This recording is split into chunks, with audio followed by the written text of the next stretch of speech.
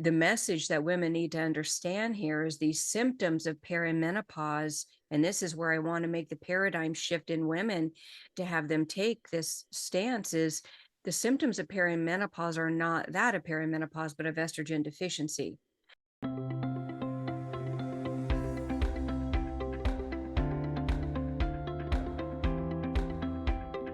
Hello, everyone, and welcome to the MeNoPause Moxie podcast, where we challenge the status quo on perimenopause, menopause, and female hormone balancing.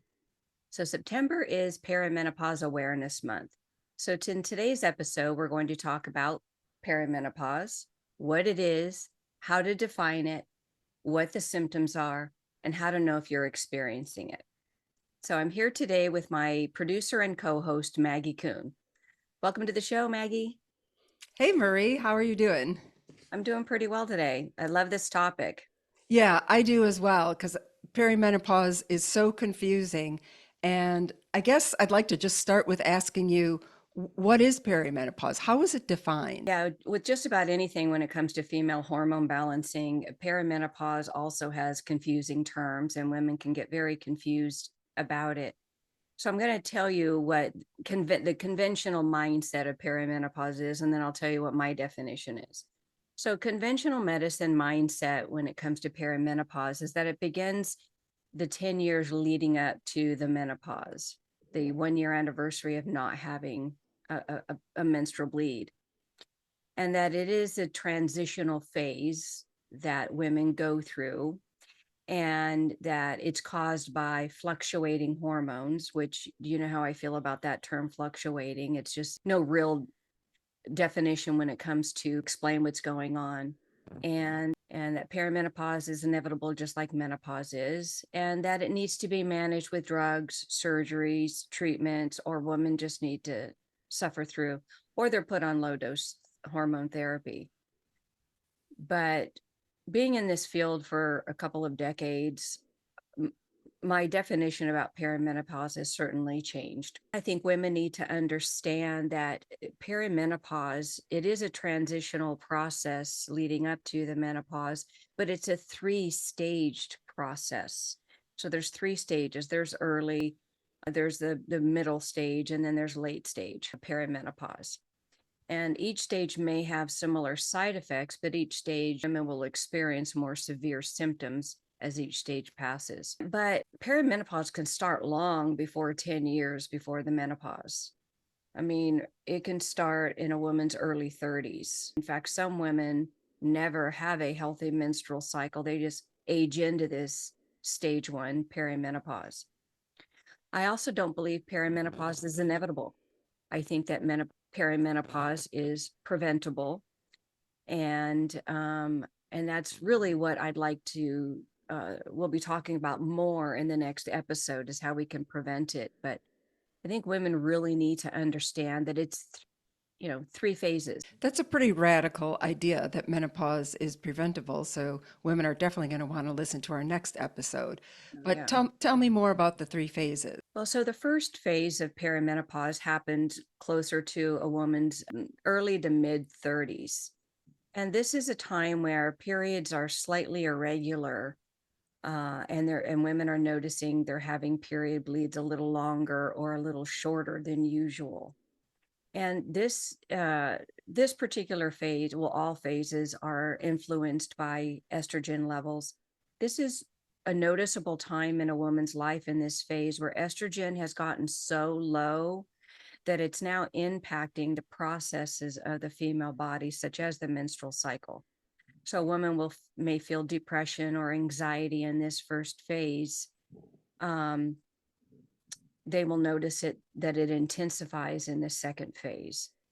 So in the first phase, the periods are a little irregular, but the estrogen is declining and the FSH is still low. And for the listeners, FSH is a barometer hormone that savvy doctors measure to determine where she is in her reproductive life stage. So you would look at FSH like if your estrogen gets low, well, your FSH creeps up and tells your brain that you need more estrogen. And this is significant in these 3 stages because in the first stage, FSH is low, but estrogen is starting to decline. In the second phase, estrogen continues to decline, but this decline now is triggering a rise in FSH. And so we see low estrogen levels and a raising of the FSH. And what's And the implication of that? What does that mean to a woman or a doctor? well, to both a doctor and a woman, when FSH rises, that's the barometer, that's the messaging in the brain that the body needs more estrogen or that the body is in distress. And so you'll notice that as estrogen decreases and FSH increases, so do the symptoms, the mental illness symptoms women experience and the physical symptoms women experience. So that's why each stage women feel worse than the stage before, because each stage is marked by lower and lower estrogen levels and higher FSH levels. I mean, when I say FSH is the most important hormone a woman can test, it really is true. This is really the true barometer of women, whether a women need estrogen or not. Is there a is there a range that you're talking about? Like what's considered a rising FSH? Well, women typically do best. Like if a woman were in her reproductive prime and estrogen was at optimal levels, then we see the FSH somewhere suppressed well below 5. But it Okay. depends on the hormone replacement therapy a woman takes on where this optimal level is. In the second phase, what we do is we see FSH is increasing over 5 and into 10 to 15. And then this messaging to the brain is the woman is starving for estrogen. And so the symptoms of depression intensify, anxiety intensifies, headaches get worse, migraines get worse, libido gets worse. So, and this is, I think, one of the instinctual things that women feel is they feel this decline and they see where the trajectory is going and it doesn't look or feel good for them. And so just this alone gives women a panic, especially in this second phase. Right. And I think many of us might think that, okay, so this is probably around mid 30s or so, mid to late 30s. I've got a few kids, possibly. I've got a career, possibly. Um, things haven't been quite the same ever since I gave childbirth. I never suspected that that's what was going on here. I just figured that it was all the responsibilities of my life in my mid to late 30s of 3 kids, a full-time career, a husband, a home. There was a lot going on. Yeah, and this is what was going on with me too when I was working in the clinic here and learning this at the same time. And as I mentioned in other episodes, part of my job as a clinical hormone coach is I meet with every patient who appears to be a good candidate for a more advanced program like what we offer. And I would sit down with women who would come to me in consultation and they would start to describe to me what their life is like. I was surprised how consistent in each stage women describe themselves, even though they weren't describing a stage.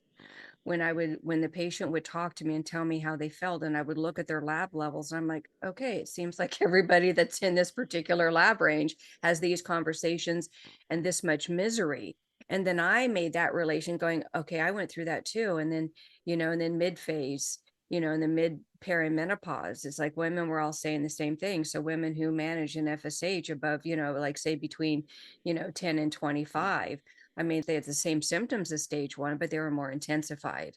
Mhm. And so this is how we made the direct correlation between how a woman feels and her estrogen levels and her FSH levels.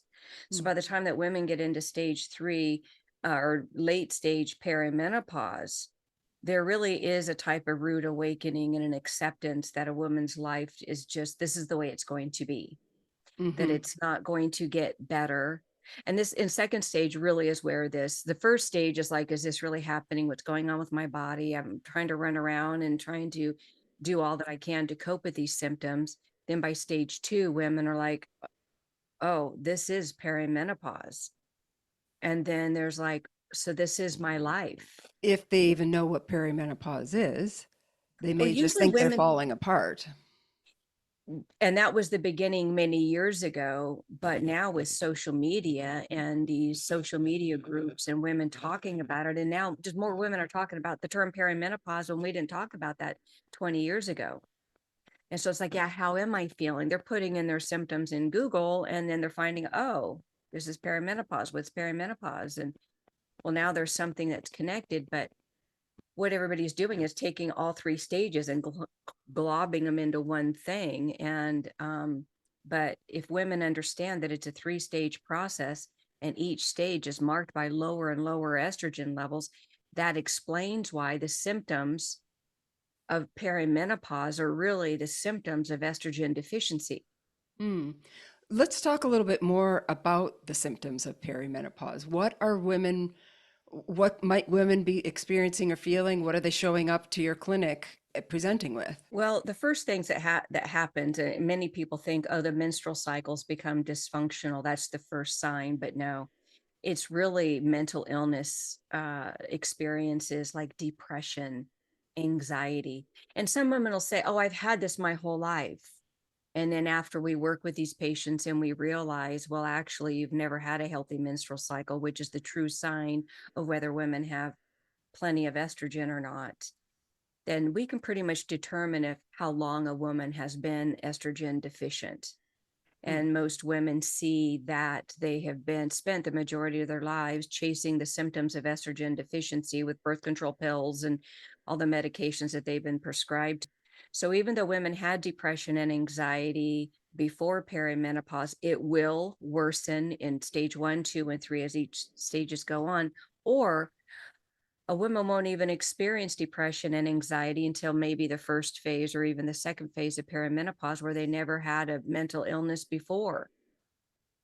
But it's just the message that women need to understand here is these symptoms of perimenopause. And this is where I want to make the paradigm shift in women to have them take this stance is the symptoms of perimenopause are not that of perimenopause, but of estrogen deficiency.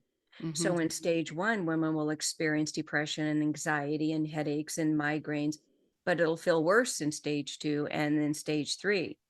So first, women will feel the mental illness, the brain fog, the depression, anxiety, and then usually they'll be like, okay, my periods are just horrible.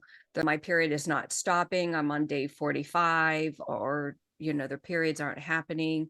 So the menstrual cycle changes are really uh, prevalent in stage 2. Mm.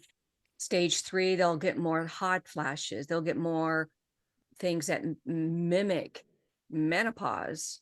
So they'll get hot flashes. They won't be able to sleep at night. They'll have sleep disturbances in the first phase and they'll get worse in the second phase. And then by stage 3, they'll just feel worse. And they'll find it harder and harder to lose weight as each stage passes. And Um, I would imagine that these one thing begets another thing. So I'm yeah. not sleeping. And so now I'm feeling more anxious. And, it's hard to pull this apart, I think, to really understand what's going on. And again, I gotta say, well, first of all, when I was going through perimenopause, that I don't think there was a term for it. At least maybe there was medically, but it was not talked about. Menopause wasn't talked about. Um, I, I had no idea that this is what was going on for me. And when I think I've shared this with you. I went to a massage therapist at around age 40. I was living in a foreign country, and someone of a different nationality gave me a massage. And I have no idea how he knew, but afterwards he said, "You're in perimenopause." And it was like he had told me, "Your life has ended. Hope it was a good one. Or it's about to real Yeah, quick. yeah, your life as you've known it is over. Get ready for old ladyhood and say goodbye to, being luscious or juicy or sexy or having fun or being attractive, um, having your intellect." It felt like a death sentence. Well, and it's scary for women because of that, but also because everybody talks about it, including your massage therapist, as if it were an inevitable condition that every woman will experience. Oh, well, you're in, like, it's a, oh, it can, does it show? Like, is it on me? Like, what is that? I Yeah, mean, how do you that's know what that? I felt like. Like, whoa, Like, what is it? What you what felt what was like, the giveaway? I I know. still don't know. I still have no idea. I must have shared with him the things that I was feeling, all these symptoms you just described. I don't really recall doing that, but I probably did, which is why I probably went for a massage thinking I need to relax. And And it's a label that women have really bought into, like it's a condition with symptoms. And this is what I want to change with this podcast and working, talking with you on this to open up this dialogue that the symptoms that women experience in perimenopause are not caused by perimenopause. Perimenopause is just the stage of decline. It's these three stages of decline that women are going in. And it's really, if you want to talk about the symptoms of perimenopause, we should be talking about the symptoms of estrogen deficiency, because that's what really that you're experiencing. So that your massage therapist, if they were really smart, they would say, oh, well, it looks like that you're estrogen deficient. Or, and if you don't take care of this, it will get worse and your symptoms will get worse. But there isn't a lot of data on the three stages of perimenopause, and especially extremely little data on what women can do about it. But yeah, the first is really recognizing, as you know, and that you've come to know, that perimenopause doesn't have symptoms. It's the symptoms that women experience through these three stages of perimenopause are caused by estrogen deficiency. And as you know, there's good news to that we'll talk about on our next episode on what women can do to prevent and reverse it. yeah. I just want to say two things here. One is that even though perimenopause has become, quite the buzzword, and I think women probably in their 40s and early 50s are far more aware of it now, and we'll talk about that in a minute.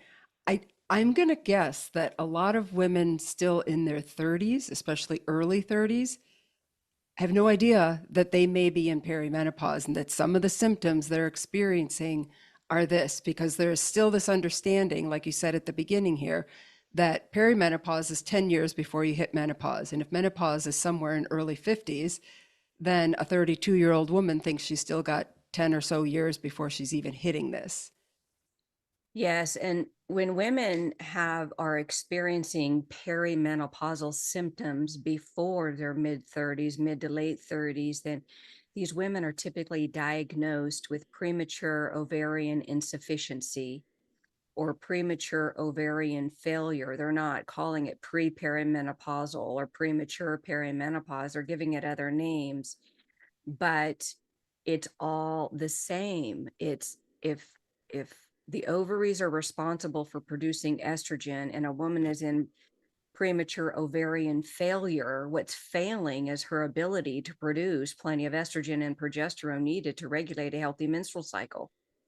So if a woman is in her late 20s, early 30s, I mean, it's crazy how many women contact me that are in their late 20s, early 30s saying, I think I am in perimenopause. But if they, like I said, and even if they go to their conventional doctor or even their conventional gynecologist, they're reluctant to give the diagnosis of premature ovarian failure, POI, or premature ovarian failure, POI, insufficiency or failure. Um, it's the same thing. And then pretty soon, when a woman is old enough, it's like, okay, now you're in perimenopause, and now it's by age that they're in perimenopause. But when all along they've never had a healthy menstrual cycle, they're experiencing perimenopausal symptoms long before their time. And these women are just, get put through the ringer. They get their medical diagnoses, and now they're shelled out psychotropic drugs and uh, hormonal contraceptives that further shut down their ovarian production and puts them in chemical menopause.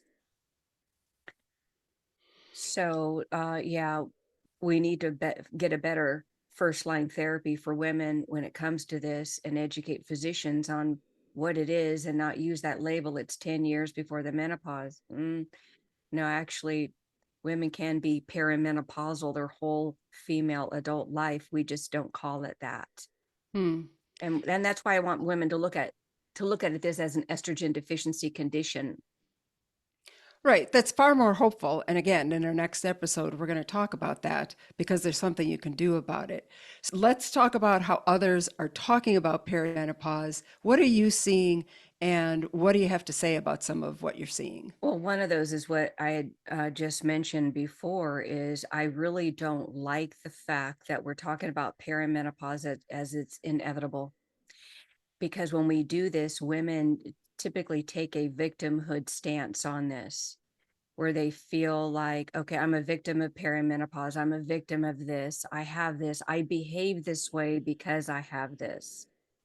Or I feel this way, and everybody has to tolerate my irrational responses to things because I'm perimenopausal. So there's a real victimhood of women. They don't have to be accountable so much for their behavior or their actions, and everybody else has to pick up the slack because they're in perimenopause. And then they just graduate into that victimhood mentality of menopause. Hmm. And then, of course, to feel like that you're a part of the group and you don't feel alone. A lot of women are going to social media and these social media groups, and they're all talking about the sisterhood of misery and how horrible everybody feels.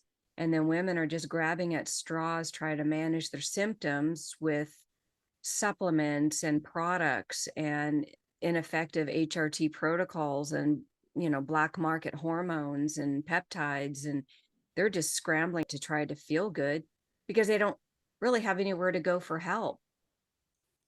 Well, that is a huge, huge topic, and we touch on it in almost every episode, that the lack of training of prescribers, of physicians, and this goes back to the Women's Health Initiative study that came out in 2002 that put the fear of God in everyone that estrogen causes cancer.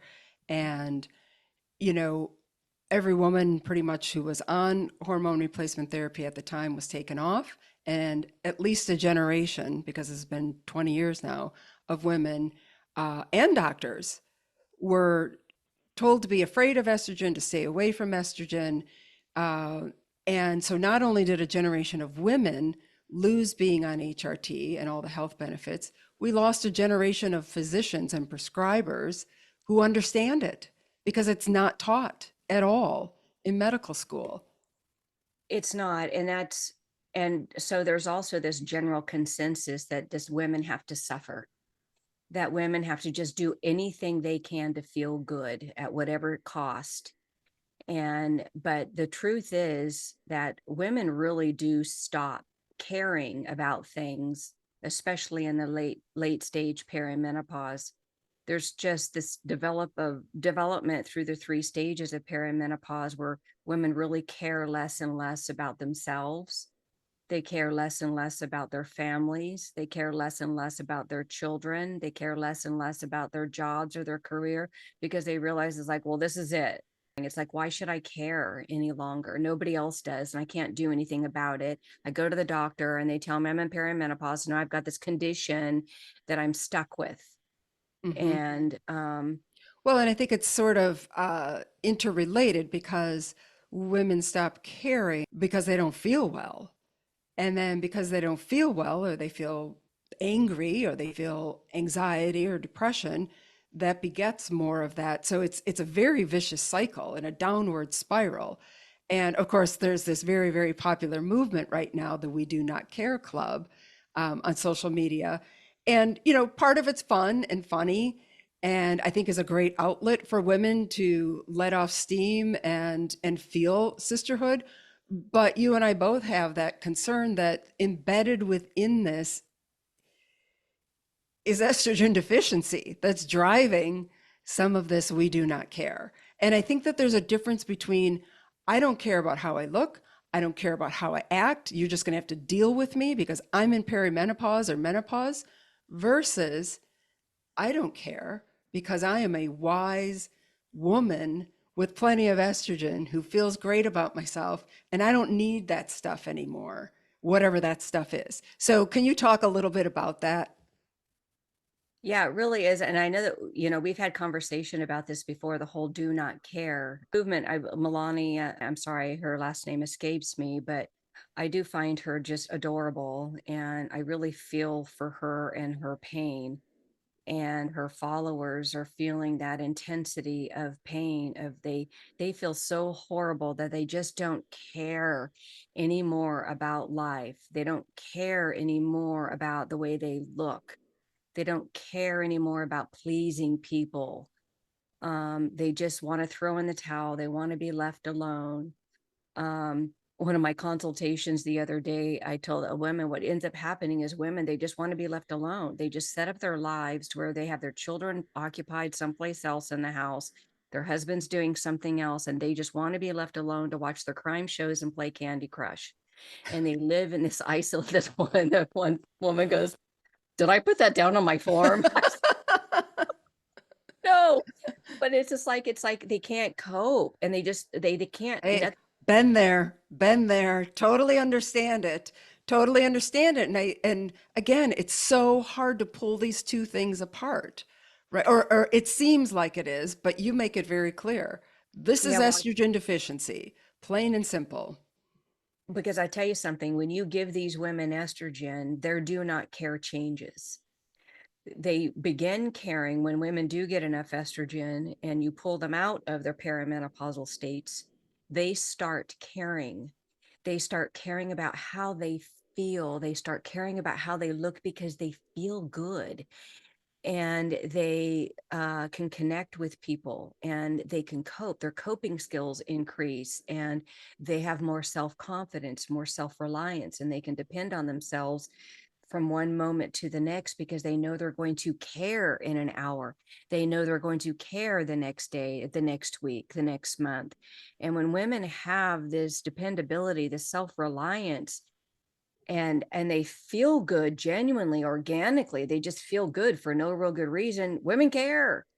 But what they stop caring about when they get plenty of estrogen is trying to please other people when they know that that's not going to make them feel better. We pleased other people without estrogen because we didn't want to ruffle the feathers, because we couldn't handle the wrath if we didn't keep the peace. So women, estrogen deficient women, have learned to keep the peace because they can't cope, or they won't be able to fight for, or they don't feel like they'd be able to fight for themselves. Or just blow up and walk away and say, boom, mic drop. Yeah, and usually the reaction is out of proportion with the situation at hand. And so now the conversation is the behavior that was just so outrageous. And as estrogen sound women don't have those outrageous behaviors, and they don't have those explosive responses. Yeah. And so they stop caring about the things that don't matter, because they now have the ability to connect and to cope and to handle just about anything that comes their way. So yeah, so we want women to not care about the things that don't matter, except that really only can happen with estrogen. And One is sort of defeatist, I don't care, and a fed upness, very much so, yeah. whereas the other is an estrogen Empowerment, sufficient. I don't care. Yes, it's an empowerment, I don't care. Not a rebellious, yeah. It's a measured, thoughtful, wise, I don't care. Yep. So yeah, I think women need to start caring about the things that matter to them and stop caring about the things that don't matter. But don't fall for the movement of the misery of perimenopause. Women should really be looking for practitioners who don't believe perimenopause to be a condition that every woman needs to endure. Hmm. Yeah, mind shift there. So, what are women doing about perimenopause right now? What are some of the more typical things that women are doing as these symptoms start kicking up? Yeah, once women realize that there's something going on that's bigger than their mood, they do go on social media, and that's usually the first thing. And then they usually get a name of somebody to go to. Usually it's an online clinic who does low dose therapies, and then they find out that that stops working. Or they go to their primary care physician. And the doctor usually doesn't know a thing about hormones because they don't teach it in medical school. They don't teach about perimenopause or menopause or how to address it in medical school. So the doctors are prescribing. They get on the phone with the pharmacist and say, what do I give this patient? That happened a lot when I was the first years in the clinic. It's like, oh, let's call the pharmacist and see what the pharmacist recommends, because there wasn't any training. So now we're getting our direction from the pharmacist. So it's kind of like secondhand news.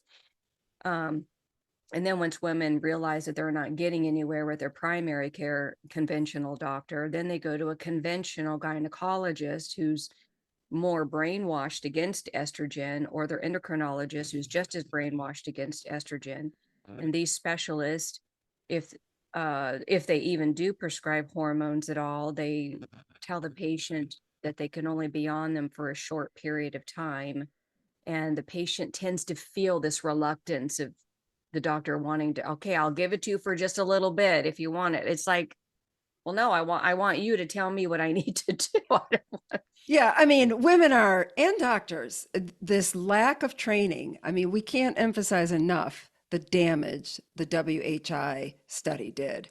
Again, it's not just that women were taken off of estrogen and hormone therapy for the most part, and that an entire generation of women missed out.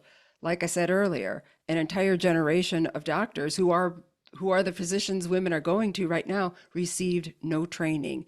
And if they got anything, they heard that estrogen causes cancer, which it does not. And the FDA is removing that black box warning, but the damage was long done. So, you know, this is a real catch-22 for women and their doctors, Well, you yeah, know. when they get into with these gynecologists, they're like, okay, I'm going to a specialist here. I mean, what better specialist can you go to for hormones than an endocrinologist or a gynecologist? They should know what they're doing. But a lot of them are just reading the package inserts of the sample, or they're going on WebMD, or they're getting on the patch website and looking at the dosing instructions. And then this is what women are given. And then women who get frustrated with this conventional medicine approach, they tend to, a lot of them stumble upon functional medicine practitioners. So a conventional functional medicine practitioner is not that different than a conventional primary care practitioner or specialist, in that functional medicine doctors, as you know, functional medicine is an approach to medicine where the doctor gets to the root cause of the problem and then treats the problem as naturally as possible at the root cause. That's the big claim to fame of functional medicine. Let's get the root cause, let's fix it as naturally as possible, let's get full restoration. Well, functional medicine fails women in this regard. Functional medicine, they still practice low dose estrogen treatments. The one big difference with functional medicine practitioners is they use bioidentical hormones, though not, there's no real true bioidentical hormone. All hormones are synthesized in a lab. But with the bioidentical hormones, the hormones are supposed to replicate the natural molecular structure of a human cell, so that the body identifies that hormone to be its own, and then it responds in that regard. But with functional medicine, just like conventional medicine, women are given low dose treatments, a low dose patch, a low dose transdermal compound, but it'll stop working in about 6 to 9 months because it's considered low dose. So now, instead of the functional medicines writing prescriptions for psychotropic drugs to manage the symptoms of hormone deficiencies, functional medicine doctors are selling the patients hundreds of dollars a month in supplements to manage the symptoms of estrogen deficiencies that weren't fixed because low HRT was prescribed. So now this is what women are going through: social media, conventional doctors, conventional specialists, functional medicine doctors, and they realize, guess what? They're back in the same boat. They haven't gotten any better, but they're more broke. They feel hopeless. They've spent more money, but they're still in the same place. They're still estrogen deficient. They still have a high FSH. They still don't have a healthy period. They still have depression, migraines, headaches, feel like hell. And so where are women to go? And so now they just feel overwhelmed in this state of perimenopause, thinking, well, I guess I'm just going to have to ride it out. So I might as well not care. At least I'll just take care of me and I'll eat my hot and spicy pork rinds and drink my cherry Slurpees. And I don't care if I get fat and I don't care if I have a libido. My husband, he can just go do whatever because I stopped caring about him too. And it's so sad that this is the trajectory of the treatment that perimenopausal women get. So they end up on low dose therapies and medications and supplements for the rest of their life. And then this is what women are offered. But as you know, I don't accept that. We don't look at it this way. And there are so many other things that women can do to make their lives better. And it really does start with full hormone restoration, not these minuscule droplets that women are given in the name of HRT. Well, to give women some hope, and we don't want to leave them hanging, in our very next episode, we are going to talk about what some of these options are and how to prevent perimenopause. And in episode 6, you really take our listeners through the various generations of HRT that you're talking about, and help women understand the difference between low dose and full restoration. So women have that to look forward to. We're not going to leave them in the lurch here. There are options, there are solutions, and there's a mind shift available if you want to take it. Oh, certainly. I'm really looking forward to our next episode because it really does give women hope. In fact, our next episode really is the episode that can change the world. If women did what we recommended by fully restoring their hormones with a good HRT protocol, then they don't have to experience perimenopause at all. And if you find yourself in the midst of perimenopause, you can reverse it and prevent it for life. And this is really why I do what I do. And I know, Maggie, that's why you like being involved with this, because we don't have to settle for less. We don't have to settle for this deficiency HRT protocol that women are shelled out. So yeah, next episode is going to be really nice for women. So don't miss that episode. Yeah. Well, and I am, my interest in this is that I've been there. I was one of those women who, Too. thought I was taking all the right steps being on HRT. I thought I was so cutting edge, only to come to learn that I was on low dose and my estrogen was continuing to go down. And so I was continuing to have symptoms of perimenopause and then menopause. Like you said, sometimes they'd go away for a bit and then they'd reappear. And nobody was able to say that that's estrogen deficiency. It was, look at all the outside factors of your life that might be causing stress. And sure, there are those outside factors as well. But I'm interested in getting this word out to other women so that they don't have to suffer. It's not necessary. It's really not. Women have more control over how their brains and bodies are declining than we've ever been led to believe. In fact, I do believe will be a movement. I believe there will be a time when women will realize, oh, I've been given low dose hormones this whole time. Why doesn't my doctor know about this? Well, the doctor doesn't know about it because they don't even teach it. They're still with the mindset, oh, well, if we can keep women's estrogen levels low, then the pharmaceutical industry can make money, the physicians can make money, everybody can make money off of this suffering. And that's really what I want to change with this. Also, so if you're a woman who's going through perimenopause, or if you're on HRT and it feels like you're not on hormones at all, I recommend going to advancedhormonebalancing.com and booking a complimentary discovery session to see if, advanced hormone replacement therapy would be a good fit for you. It's not for everybody. Advanced protocols are for generally healthy people, but it is so life transforming and life changing if you're a good fit for it. If you have a topic or a question that you want us to cover on our podcast, then go to menopausemoxie.com/podcast and fill out the contact form there and let us know what you want to hear on the show and what questions you'd like us to answer. You never know, you may hear one of your questions on our show. Well, Maria, I just want to thank our listeners for joining us today. And thank you, of course, as always, for sharing your expertise. You bet. It's really been a pleasure. And remember, everybody benefits when your hormones are balanced. We'll see you next time.